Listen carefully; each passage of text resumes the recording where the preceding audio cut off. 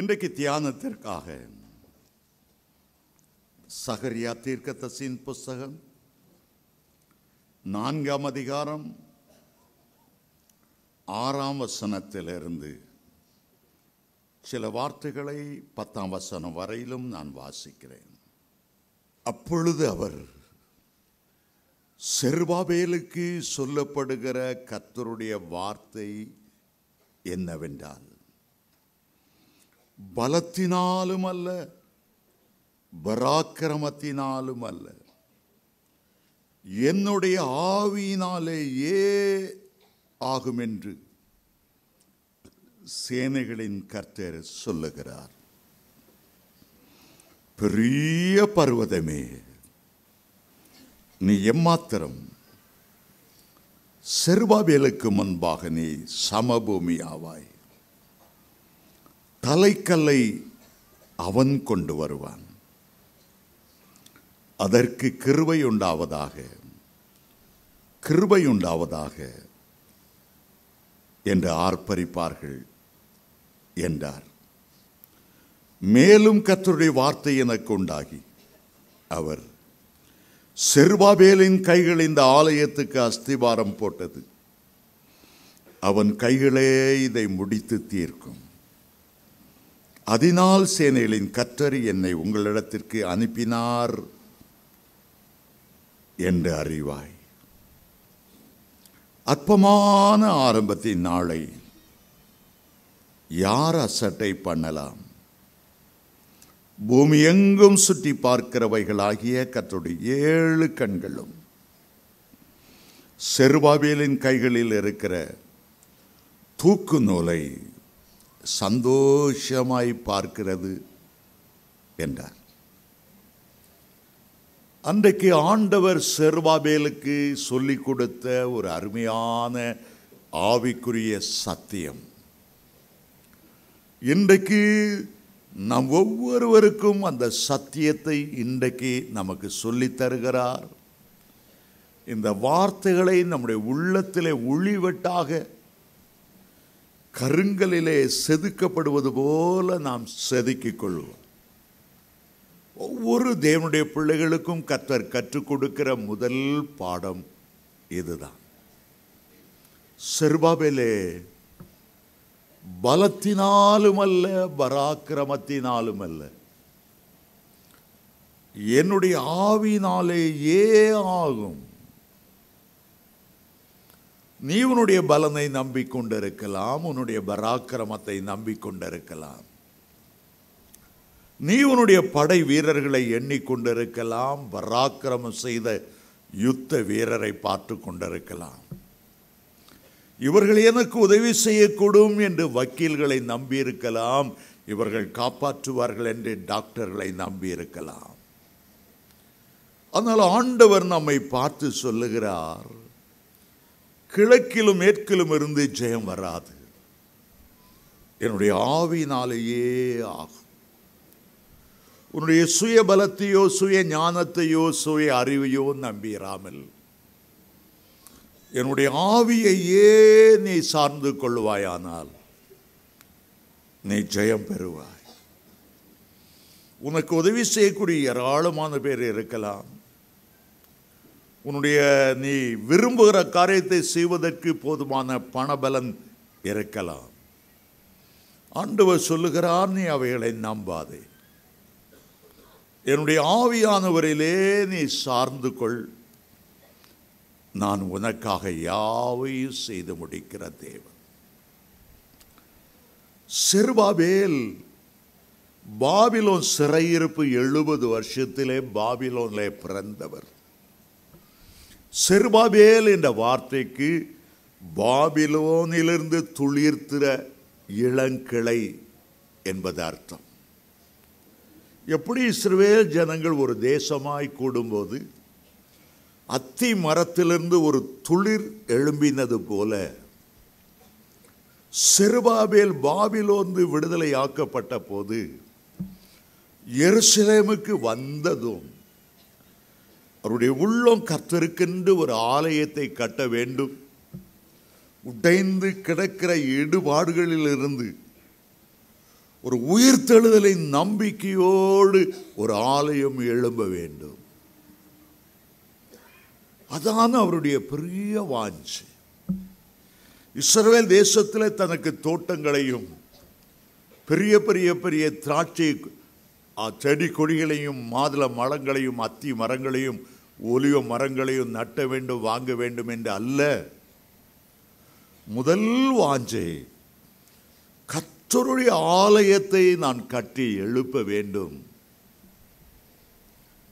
முதலிலே இஸ்ரவேல் ஆலயத்தை கட்டினவர் சாலமோன்.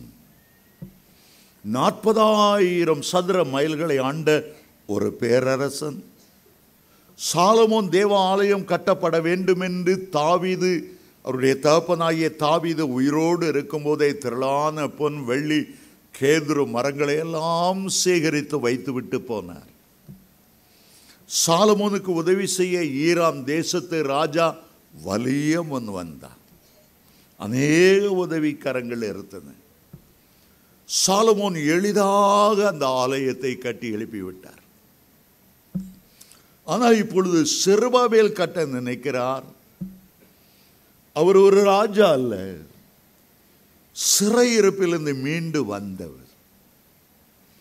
உதவி செய்யக்கூடிய ஆட்கள் இன்னும் பாபிலோனிலிருந்து சிறையிருப்பிலே முழுவதுமாய் வரவில்லை, கொஞ்சம் கொஞ்சமாக வந்து கொண்டிருக்கிறார்கள். பண வசதி இல்லை, பொருள் இல்லை, ஆட்கள் இல்லை. ஆலயம் கட்டுவதற்கான மரம் கேதுரு மரங்கள் இல்லை. அதே நேரம் அவருக்கு எதிர்ப்பு. தொபியா என்பவன், சம்பலாத் என்பவன், ஏராளமான எதிரிகள் அவனை மடங்கடித்து சோர்ந்து போக பண்ணுகிற எதிரிகள். ஒன்றை சொல்ல விரும்புகிறேன். மொத்தம் 5 ஆலயங்களை குறித்து வேதம் நமக்கு சொல்லுகிறது. முதலாவது சாலமோன் கட்டின தேவாலயம், இரண்டாவது செருபாபேல் கட்டின தேவாலயம், மூன்றாவதாக ஏரோது ராஜா.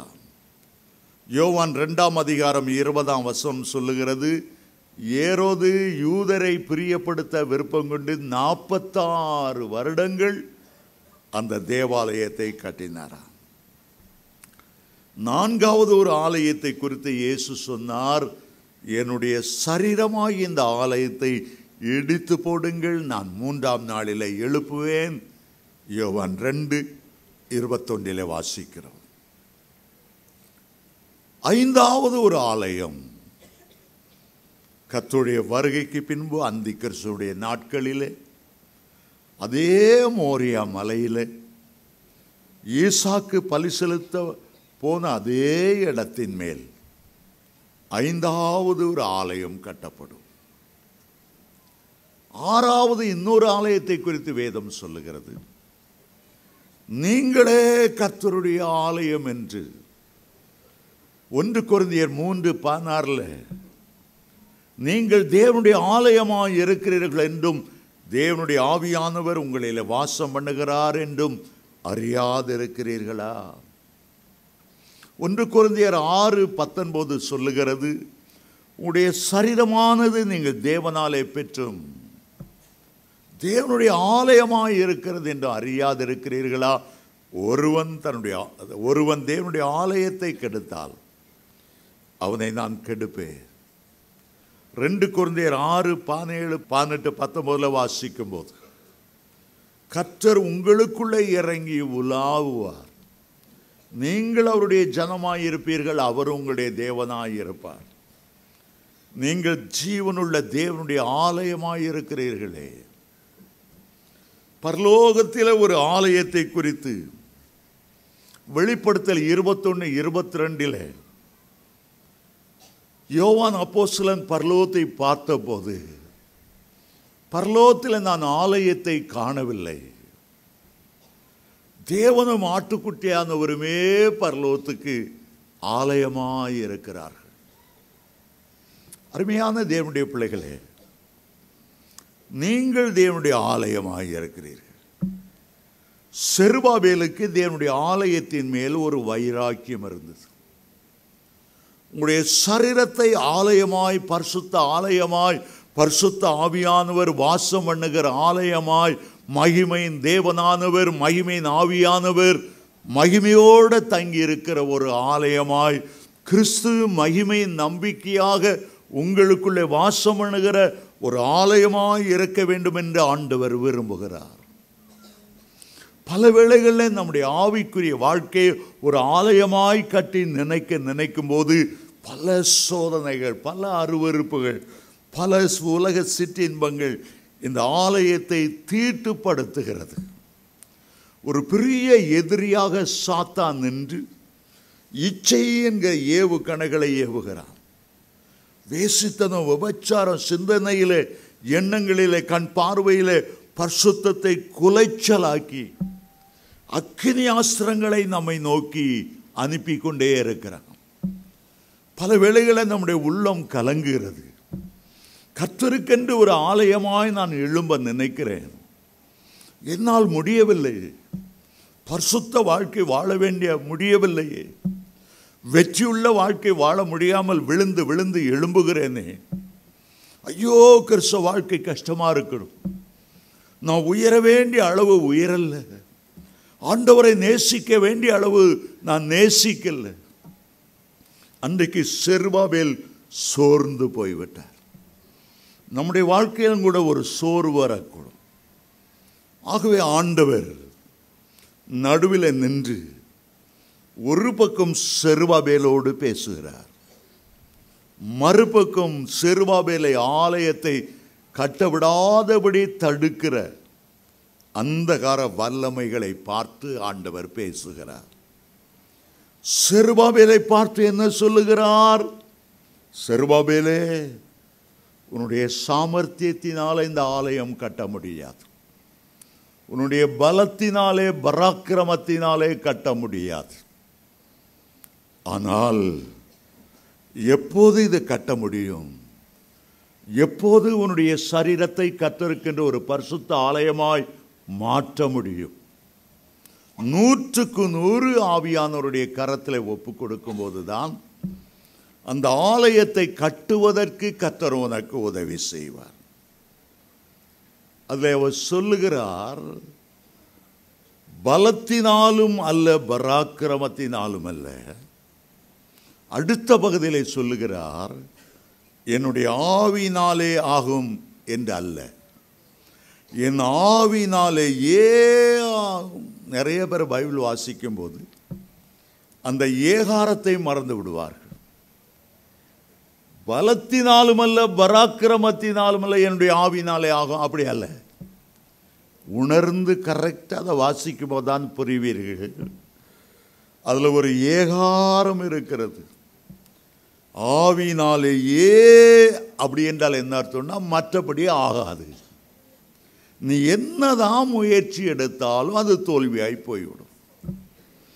ஆவியானவர் குறுக்கிட்டால் ஒழிய அவரை பிடிச்சு அதை சாச்சிடலாம், இதை பிடிச்சி இதை சாச்சிடலாம், இதை பிடிச்சி என் பிள்ளைக்கு ஒரு கல்யாணம் ஒழுங்கு பண்ணிடலாம், இவங்களை பிடிச்சி ஒன்று செய்யலாம், மேட்ரிமோனியில் பிடிச்சி அந்த ஜீசஸ் கால்ஸை ரெஜிஸ்டர் பண்ண மூலம் இல்லை. ஆவியானவர் கொண்டு வரும்போது தான், ஆவினாலேயே ஆகும் என்று ஒப்பு கொடுக்கும் போதுதான் உன்னுடைய குடும்பத்தில் உள்ள சிக்கல்கள் தீர்க்கப்படும், உன்னுடைய வாழ்க்கையில் உள்ள போராட்டங்கள் மாற்றப்படும். நீ உன்னையே நம்பிக்கொண்டிருந்தால் கர்த்தரால் கிரியை செய்ய முடியாது. ஈட்டியையும் தடியையும் ரதங்களையும் குதிரைகளையுமே நம்பிக்கொண்டிருந்தால் உன்னால் பரிசுத்த ஜீவியம் செய்ய முடியாது. ஆவியானவராலேயே ஆகும், ஆவியானவராலேயே ஆகும். என்னுடைய மனைவி ரெவன்யூ இன்ஸ்பெக்டராய் பணியாற்றினாள். அவள் கலெக்டராக வர வேண்டியது, ஆனால் அதுக்கு சீட் இல்லை என்று சொல்லி ஒரு சாதாரண வேலை கொடுத்தார்கள்.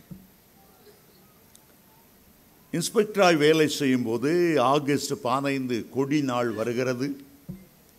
ஒவ்வொரு இன்ஸ்பெக்டருக்கும் ஒரு 10 இந்திய அரசாங்கத்தின் முத்திரை பதித்த பெரிய உண்டியல் தருவார்கள். 10 பெரிய ஹோட்டலில் கொண்டு போய் அதை வைக்கணும்.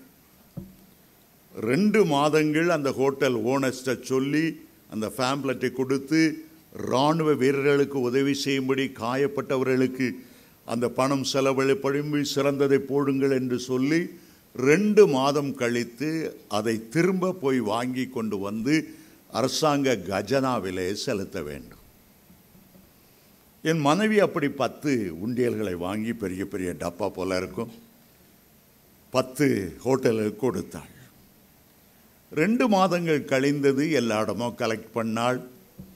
ஆனால் ஒரே ஒரு ஹோட்டல், அடையார் கேட் என்று சொன்ன 5 ஸ்டார் ஹோட்டல், பழைய மேனேஜ்மெண்ட் திடீரென்று மாறி புது மேனேஜ்மெண்ட் வந்ததுனால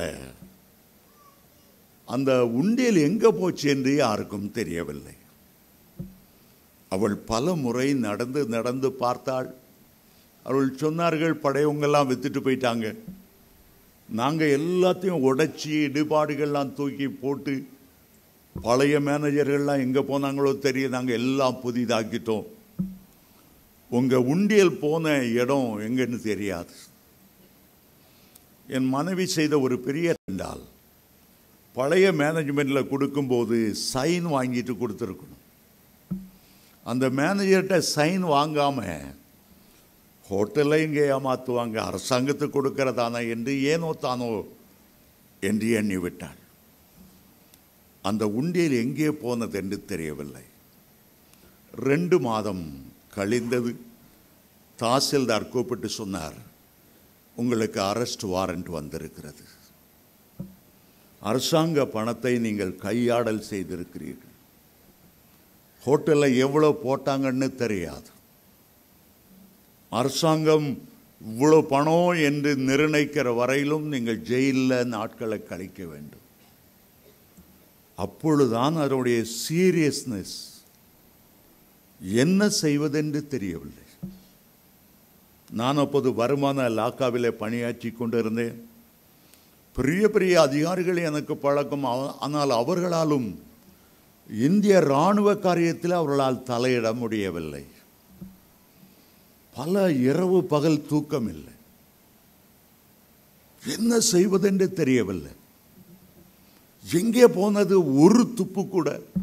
எல்லாத்தையும் இடித்து ரெனோவேட் பண்ணும்போது எல்லாம் குப்பையில் தூக்கி போட்டு விட்டோம். எங்கே போனது என்று தெரியாது. பயங்கர கலக்கம். இரவும் பகலும் எனக்கும் என்னுடைய மனைவிக்கும் தூக்கமில்லை. இன்னும் ஒரே ஒரு நாள் தான் இருக்கிறது. நாளைக்குள்ள அதை செட்டில் பண்ண வேண்டும். எந்த வாய்ப்பும் இல்லை. நான் என்னுடைய மனைவிக்கு உதவி செய்வதற்கு 100கணக்கான முறை அந்த அடையார் கேட் பெரிய 5 ஸ்டார் ஹோட்டலில் பெரிய பெரிய தலைவர்களெல்லாம் பார்த்தேன், மேனேஜர்ஸாக பார்த்தேன். ஒருத்தரும் எங்களுக்கு உதவி செய்ய முடியாது என்று சொல்லிவிட்டார்கள். அன்றைக்கு இரவு நேரத்தில் அருள்ராஜ் நம்மை விட்டு மறைந்து போனார். ஒரு நல்ல தீர்க்கதரிசி. அவர் நடத்துகிற ஒரு கூட்டத்துக்கு போனோம்.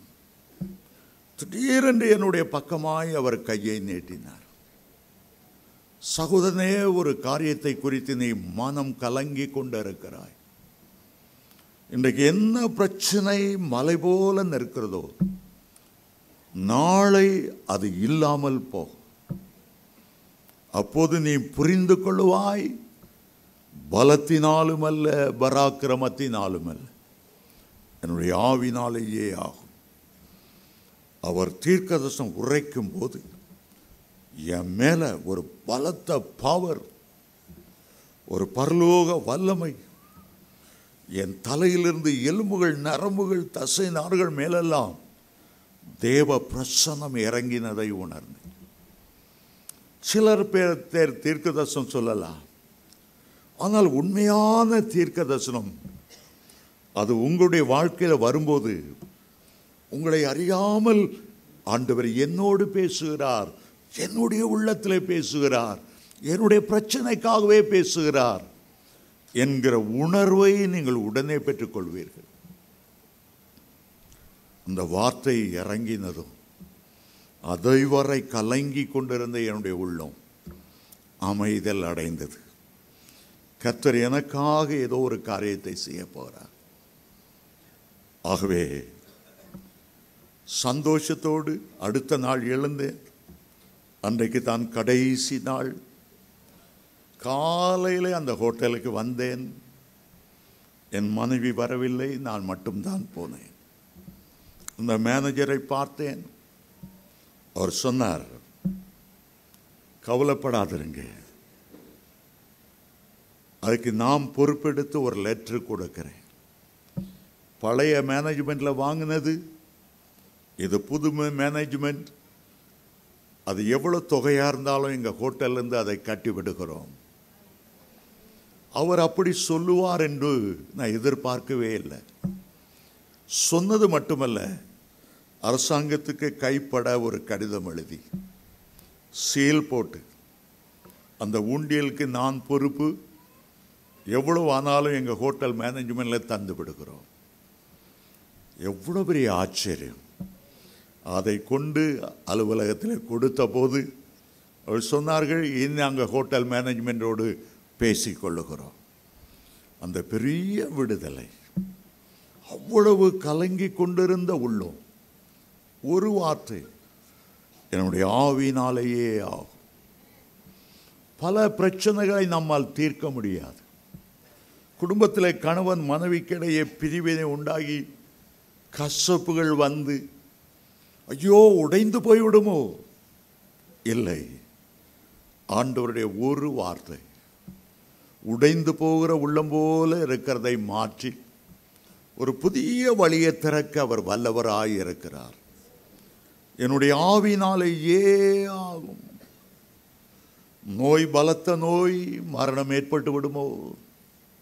சமாதானம் கெட்டு போய்விட்டது, தலை குனிந்து நிற்கிறேனே. பார்த்த வேலை போய்விடுமோ? கடன் பிரச்சனை ஏறிவிட்டது, தலை குனிவாயிருக்கிறது. ஆண்டவர் நமக்கு சொல்லிக் கொடுக்கிற ஒரு பாடம். உன்னுடைய முயற்சியெல்லாம் நீ விட்டு விடும்போது என்னுடைய கரம் நீட்டப்பட ஆரம்பிக்கும். சிவந்த சமுத்திரத்தை இரண்டாய் பிரிக்க நான் வல்லமையுள்ளவர். வனாந்தரத்திலே வழிகளை உண்டாக்க, எந்த இடத்திலிருந்து வழி உண்டாகுமோ தெரியவில்லை என்று கலங்கி கொண்டிருக்கும் போது, அந்த வனாந்தரத்தில் வழிகளை உண்டு பண்ண என்னால் ஆகும். புரண்டு வருகிற யோர்தானை பின்னிட்டு திரும்ப பண்ண என்னாலே ஆகும். பலத்த எரிகோ மதில்களைப் போல உன்னுடைய வாழ்க்கையை முன்னேற விடாதபடி தடுத்து கொண்டிருக்கிற எரிகோ மதில்களை நொறுக்கி தள்ள என்னால் முடியும். இரும்பு கதவுகளை நொறுக்க என்னால் முடியும். வெண்கல தாழ்பாள்களை முறித்து உனக்கு ஒரு புதிய வாசலை திறந்து அந்த வாசலின் வழியாக உன்னை நடத்த நான் வல்லமையுள்ளவராயிருக்கிறேன். ஆவியினாலேயே ஆகும். அந்த பாடத்தை 5 பேருக்கு ஆண்டவர் படித்து கொடுத்தார். நான் சுருக்கமாய் அந்த பாடத்தை கற்றுக்கொண்டவருடைய சூழ்நிலை என்ன, எப்படி ஆண்டவர் கிருபை செய்தார் சொல்ல விரும்புகிறேன். முதலாவது அந்த பாடத்தை ஆண்டவர் படித்து கொடுத்தது மோசேக்கு. இஸ்ரவேல் ஜனங்கள் மேல் ஒரு வைராக்கியம் இருந்தது. அவர் எகிப்திலே வாழுகிற நேரம் இஸ்ரவேலை எப்படியாவது விடுவிக்க வேண்டும். தன்னுடைய பலன், தன்னுடைய பராக்கிரமம், தான் பெற்ற இராணுவ பயிற்சி, எகிப்திலே பார்வோனுடைய குமாரத்தின் மகன் என அழைக்கப்பட்டு சர்வ அறிவிலே அவர் வளர்ந்து போயிருந்தார். அவர் சுய பலத்தில நம்பி ஒரு எகிப்தினை கொன்று ஒரு இஸ்ரவேலனை காப்பாற்ற நினைத்த போது அந்த காரியம் பார்வோனுக்கு தெரிய வந்தது. மோசே மேல் கடும் கோபம் கண்டார். அந்த கோபத்துக்கு தப்பி மீதியான் தேசத்துக்கு போனார். அவருடைய பலன் ஓய்ந்து போகிற வரையிலும், பலமும் அல்ல பராக்கமும் அல்ல என்று சொல்லப்படுகிற வரையிலும் 40 ஆண்டுகள் மீதியான் தேசத்துக்கு ஓடி ஒளிந்து கொண்டார். ஒரு நாள் அவர் தன்னுடைய ஆட்டை மேய்த்து ஒரே பர்வதத்தின் அருகே வந்தபோது ஆண்டவர் கேட்டார், உன்னுடைய கையில் இருக்கிறது என்ன? உன்னுடைய பலன் என்ன? உன்னுடைய பராக்கிரமம் என்ன? உன்னுடைய கையை வைத்து ஒரே ஒரு எகிப்தியனை கொன்று இஸ்ரவேலருக்கு விடுதலை கொடுக்க வேண்டும் என்று எண்ணினார்.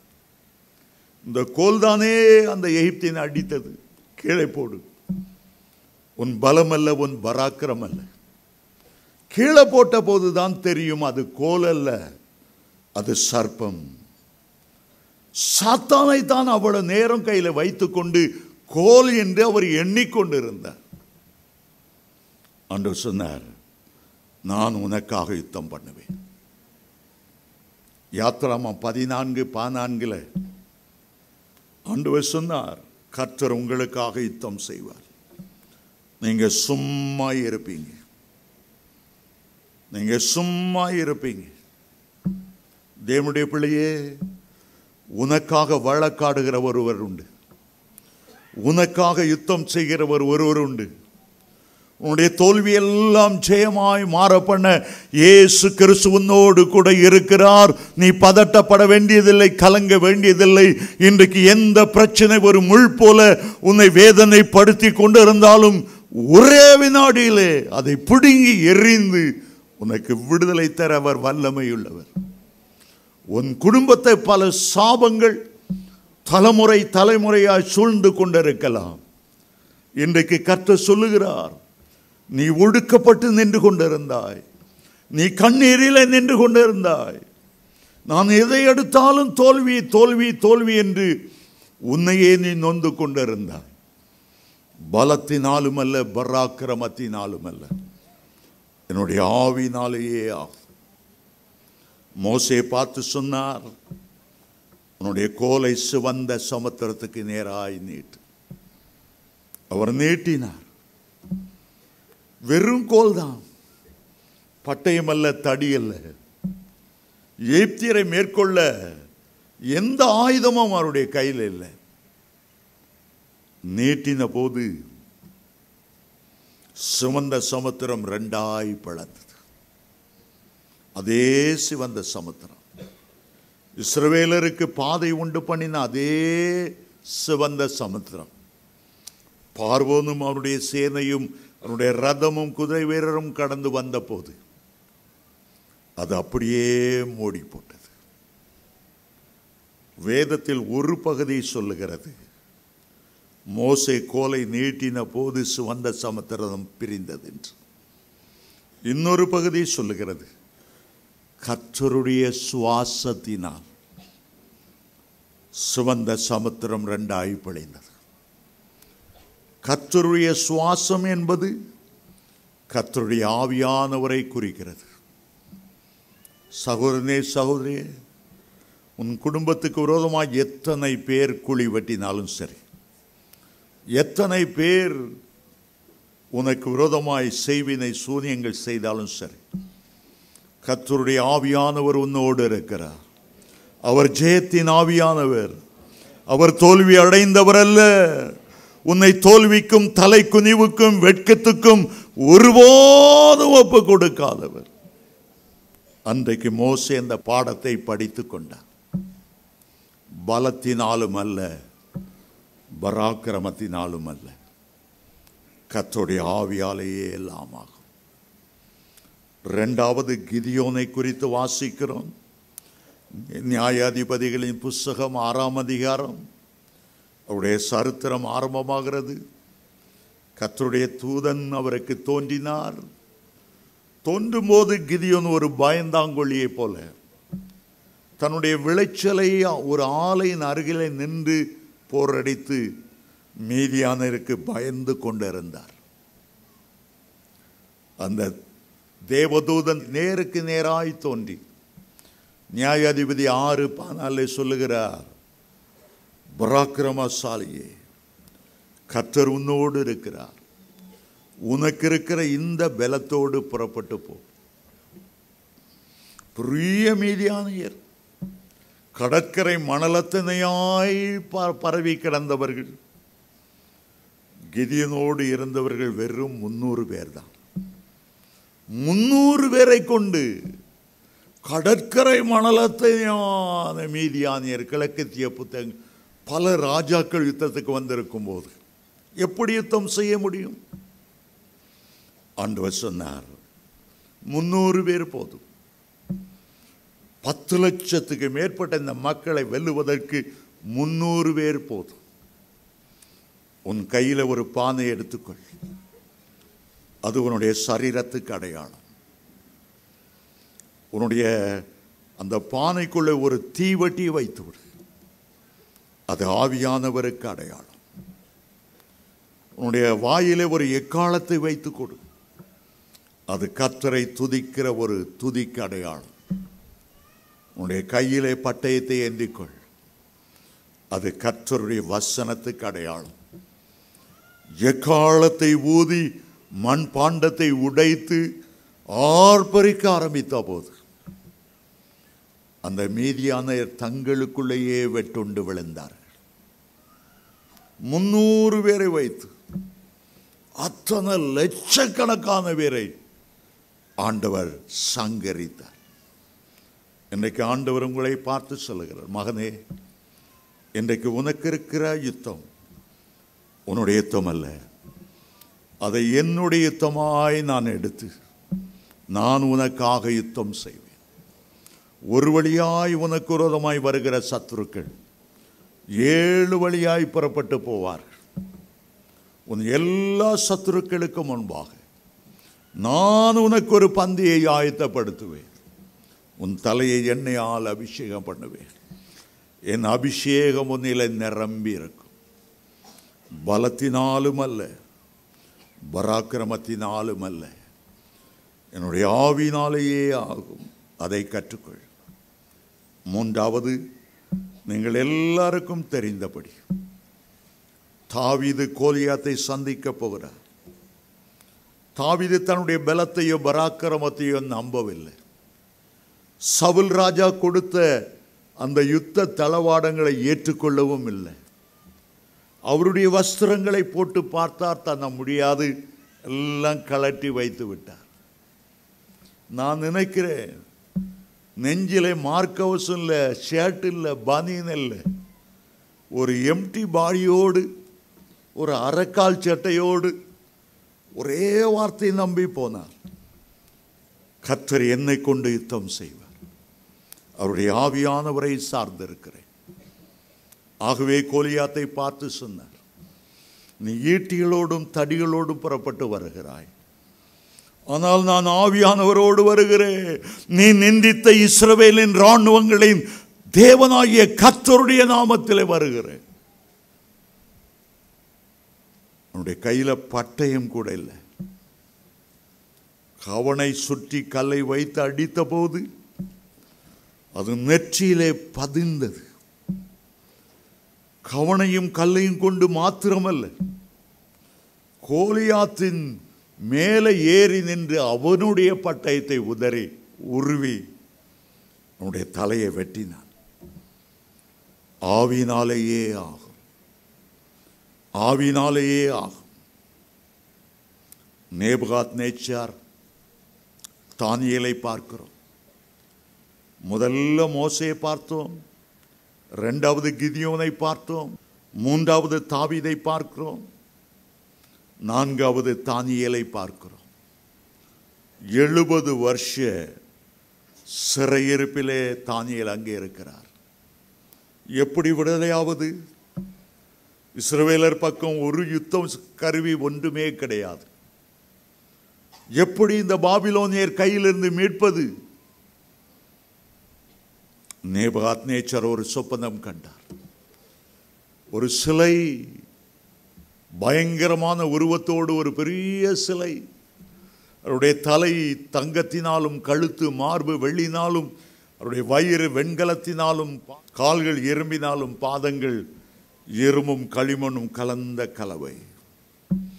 அவர் பார்த்து கொண்டு இருக்கும் போதே கையினால் பேர்க்கப்படாத ஒரு கல் பெயர்ந்து உருண்டு வந்து நேபுகாத் நிறுத்தின அந்த சிலையை, அந்த பாபிலோன் சாம்ராஜ்யத்தை மோதி அடித்து உடைந்ததை பார்த்தார்.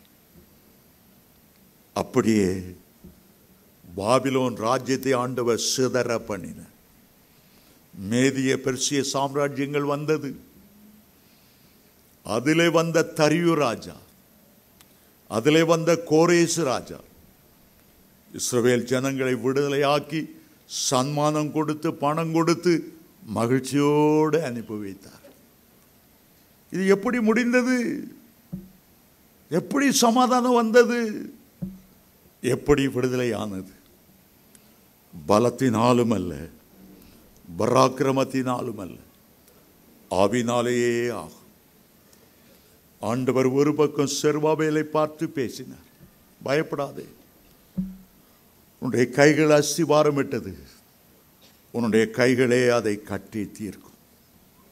அற்பமான ஆரம்பத்தை யார் அசட்டை பண்ணக்கூடும்? கர்த்தருடைய 7 கண்களும் செருபாபேலின் கையில் இருக்கிற தூக்கு நூலை சந்தோஷமாய் பார்க்கிறது. யோபு பக்தன் சொன்னார் 8:6 உம்முடைய ஆரம்பம் அற்பமாய் இருந்தாலும் உம்முடைய முடிவு சந்தோஷமாயிருக்கும். இன்றைக்கு கர்த்தர் உங்களுக்கு சொல்லுகிற ஒரு வார்த்தை, நீ சத்துருக்களை பார்க்காதே, பெரிய பர்வதமே நீ சமபூமியாவாய். செருபாபேலின் கைகள் இந்த ஆலயத்துக்கு அஸ்திபாரம் போட்டது அவனுடைய கைகளையே கட்டி தீர்க்கும். மறுபக்கம் நம்முடைய பக்கத்திலே, நீ ஆவில நிரம்பும் மகனே, உனக்கு என் வழிகளை நான் போதிப்பேன், அந்நிய பாஷைகளை பேசு, உனக்கு விரோதமாய் இருக்கிற சத்துருக்கள் புறமிதுகிட்டு ஓடி போவார்கள். இன்றைக்கு உன்னுடைய குடும்பத்திலே தடையாய் இருக்கிற காரியங்கள் எல்லா தடைகளும் நீங்கும். வீடு வாங்க வேண்டும் என்று நினைக்கிறாய், வீடு கட்ட வேண்டும் என்று நினைக்கிறாய், பிள்ளைகளுடைய எதிர்காலத்தை குறித்து நீ கலங்குகிறாய், ஆவினாலேயே ஆகும் என்று கர்த்தர் சொல்லுகிறார். இன்றைக்கு கர்த்தருடைய கரம் நீட்டப்படுகிறது. பல மாதங்கள் வருடங்கள் உனக்கு இருந்த சிறையிருப்பு இன்றைக்கு நீங்குகிறது. நீ சிங்கங்களின் மத்தியிலே தானியேல் நின்றது போல உன்னுடைய இனத்தவர்கள் மத்தியிலே நீ நின்று கொண்டிருக்கிறாய். தானியேலின் தேவன் ஜீவனுள்ள தேவன். எப்படி இந்த சிங்கங்களின் வாய்க்கு நான் தப்புவிப்பேன் என்று அவன் கலங்கவில்லை. அவன் பலத்தினாலும் அல்ல, பராக்கிரமத்தினாலும் அல்ல, என்னுடைய சிங்கங்களின் வாய்களை கட்டி போட ஆவியானவர் வல்லமையுள்ளவராய் இருக்கிறார். எனக்கு விரோதமாக எத்தனை பேர் எழும்பினாலும் நான் அதை குறித்து பயப்பட மாட்டேன். ஆவினாலேயே ஆகும். ஆவினாலேயே கைகளை உயர்த்தி சொல்லுங்க, கர்த்தருடைய ஆவினாலேயே எனக்கு ஜெயம் உண்டு. கர்த்தருடைய ஆவினாலே எனக்கு ஒரு புதிய பாதை திறக்கும். கர்த்தருடைய ஆவினாலே என்னுடைய குடும்பத்தில் உள்ள குழப்பங்கள் மாறி போகும். கர்த்தருடைய ஆவினாலே எல்லாம் நன்மைக்கு எதுவாக மாறும்.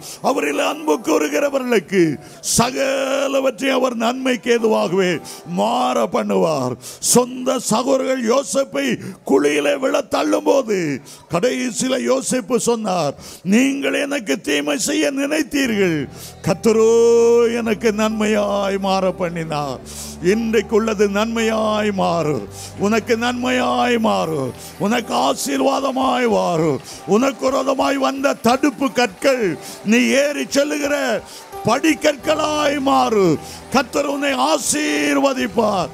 எந்த பிரச்சனை மலை போல இருந்ததோ, எந்த போராட்டம் தொடர்ந்து வந்து கொண்டிருந்ததோ, இயேசுவின் நாமத்திலே அந்த போராட்டங்கள் எல்லாம் மாறி போகும். ஜெயம் கொடுக்கிறவர் நம்முடைய மத்தியில் இருக்கிறார். ஜெயம் கொடுக்கும் இயேசுவுக்கு கோடி ஸ்தோத்திரம். அவர் ஜெயம் கொடுக்கிற தேவர், ஜெயம் கொடுக்கிற வல்லமை உள்ளவர். உன் தோல்வியை ஜெயமாய் மாற பண்ணுவார். இயேசுவின் நாமத்திலே உன்னுடைய சத்தம், உன்னுடைய துக்கம் சந்தோஷமாய் மாறு, உன்னுடைய கண்ணீர் ஆனந்த களிப்பாய் மாறு. கர்த்தர் உனக்காக யுத்தம் செய்கிறார். கைகளை தட்டி ஆண்டவருக்கு நன்றி.